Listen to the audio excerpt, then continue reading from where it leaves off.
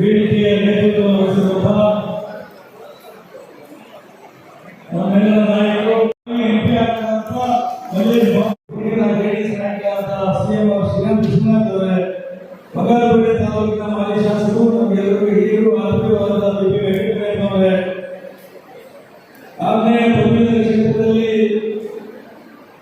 ಎಂಎಸ್ಪಿಯಾಗಿ ನಮ್ಮ ಜೊತೆ ಯಾವಾಗಲೂ ಸಹಕಾರಿಯಾಗಿ ವಿಶ್ವಾಸಪೂರ್ವಕವಾಗಿ ಮುನ್ನಡೆಸ್ತಾ ಇರುವಂತಹ ಮಾಜಿ ಎಂಎಸ್ಪಿಗಳು, ಈ ಜಿಲ್ಲೆಯ ಜೆಡಿಎಸ್ ನಾಯಕರಾದಂತಹ ಗೌರವಾನ್ವಿತ ಕೋಪಲ್ಲಿ ಗೌರಡ್ಡಿ ಅವರೇ, ಇವತ್ತು ಕಳೆದ ಏಕತೆಯಿಂದ ಸುಮಾರು 800,000 ಕೋಟಿ ಪ್ರೋತ್ಸಾಹವನ್ನು ಇನ್ನೂ ಬಿಡುಗಡೆ ಮಾಡಲಿಲ್ಲ.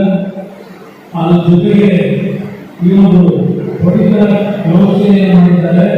10 ಇತ್ತು, ಈಗ ಇತ್ತೀಚೆಗೆ 270 ರೂಪಾಯಿ ಕೊಡಬೇಕೆಂಬ ನಿರ್ಧಾರ ಅಕ್ಕಿ ಕೊಡಬೇಕಾಗಿದೆ.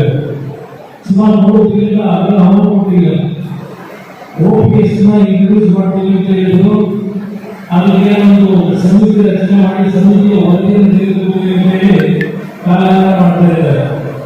ಈಗ ಸೆಲೆಬ್ರೇಷನ್ ಎಷ್ಟು ಮಟ್ಟಿಗೆ ಈಗಿನ ಸರ್ಕಾರದ ಆರ್ಥಿಕ ಪರಿಸ್ಥಿತಿಗಳಲ್ಲಿ ಇವತ್ತಿನ ಸುಮಾರು 17,000 ಕೋಟಿ ಹಣದ ಒಂದು ಹೊಂದಾಣಿಕೆ ಆಗಬೇಕಾಗಿದೆ.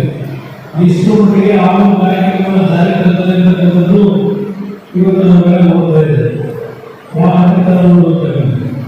ಅದಷ್ಟೇ ಅಲ್ಲ, ಇವತ್ತು ಈ ರಾಜ್ಯದಲ್ಲಿ ಸರ್ಕಾರ ಬಂದಂತ ಮಟ್ಟದ ದರವಾಗಿರುವುದು, ಅದೇ ರೀತಿಯಲ್ಲಿ ಯಾವೊಂದು ಕರ್ನಾಟಕದಲ್ಲಿ ಮಾದಕ ವಸ್ತುಗಳನ್ನ ಶಾಲಾ ಕಾಲೇಜುಗಳ ಮುಂಭಾಗದಲ್ಲಿರುವುದು ಹಲವಾರು ಪ್ರದೇಶದಲ್ಲಿ ಯಾವುದೇ ಭಯಭಕ್ತಿ ಇದೆ ಮಾರಾಟ ಮಾಡತಕ್ಕಂಥ ಒಂದು ವಾತಾವರಣವನ್ನು ಕಾಣ್ತಾ ಇದೆ.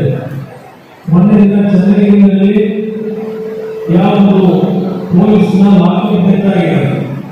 ಆ ಲಾಕಪ್ ಬೇಕಾದಂತಹ ಒಂದು ವ್ಯಕ್ತಿಯ ಧರ್ಮಪತ್ನಿಯನ್ನು ಮಾಡ್ತಾ ಇದ್ದಾರೆ. ನಾವು ಪ್ರತಿನಿಧಿಗಳು, ನಮ್ಮ ಯಜಮಾನರು, ನಮ್ಮ ಪೊಲೀಸ್ ಅಧಿಕಾರಿಗಳಿಗೆ 4.5 ಲಕ್ಷ ರೂಪಾಯಿಗಳ ಒಂದು ಹಸ್ತ ಕೊಡ್ತಾ ಇದ್ರು. ಈ ತಿಂಗಳು ಕೊಟ್ಟಿಲ್ಲ ಅಂತ ಹೇಳಿ ಕರೆಗಳು ಚಿತ್ರೀಕರಿಸಿ ಕೊಟ್ಟಿದ್ದಾರೆ ಅಂತ ಮಾತನ್ನ ಆ ಒಂದು ಧರ್ಮಪತ್ನಿ ಹೇಳಿರುವುದು ಎಲ್ಲವನ್ನ ಗಮನಿಸ್ತಾ ಇದೆ. ಈಗ ಬೇರೆ ಬೇರೆ ಕೂತಿದಾಗ ಮತ್ತೊಂದು ವಿಷಯವನ್ನು ಗಮನ ಬರ್ತೀವಿ. ನಮ್ಮ ವಾಲ್ಮೀಕಿ ಅಭಿವೃದ್ಧಿ ನಿಗಮ ರಾಜ್ಯದಲ್ಲಿ ಸುಮಾರು 182 ಕೋಟಿ ರೂಪಾಯಿಗಳ ಸರ್ಕಾರಿ ಹಣವನ್ನು ದುರುಪಯೋಗಪಡಿಸಿಕೊಂಡು ಮಂತ್ರಿಗಳಿಗೆ ಮೌಖಿಕವಾಗಿ ನಮಗೆ ಸೂಚನೆ ಕೊಟ್ಟಿದ್ದಾರೆ ಅಂತಕ್ಕಂಥದ್ದನ್ನ ಆ ಒಂದು ಟೆಕ್ನೋಟಲ್ಲಿ ಬರೆದಿದ್ದಾರೆ.